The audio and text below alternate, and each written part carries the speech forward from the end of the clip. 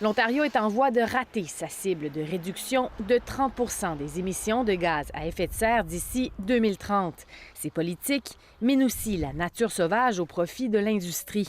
Dans son rapport annuel sur l'environnement, la vérificatrice générale fustige les manquements du gouvernement Ford et son attitude. Ils ne font que le strict minimum, constate Bonnie Lysyk. Plusieurs ministères, dit-elle, n'évaluent pas leurs progrès ou ont même annulé des programmes de réduction des GES, notamment dans le secteur immobilier. Elle dénonce près de 200 de ces décisions prises sans consultation adéquate, ce qui contrevient à la loi, selon elle.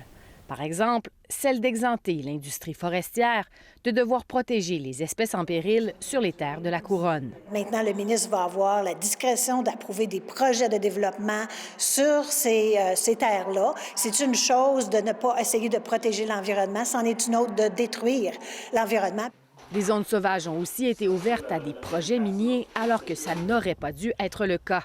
Entre-temps, le ministère de l'Environnement ne recueille pas suffisamment de données pour évaluer les impacts de ces décisions sur la biodiversité. Ça démontre le manque complet de mesures, de plans, même d'objectifs, de cibles du gouvernement Ford. C'est un gouvernement qui utilise la pandémie pour cacher les actes contre l'environnement. Le ministre ne semble pas en faire de cas. Nous avons respecté tous nos engagements législatifs, soutient-il.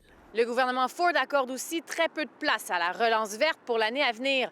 Dans son budget déposé plus tôt ce mois-ci, le gouvernement a assoupli d'autres normes environnementales au profit, encore une fois, des grandes industries ontariennes.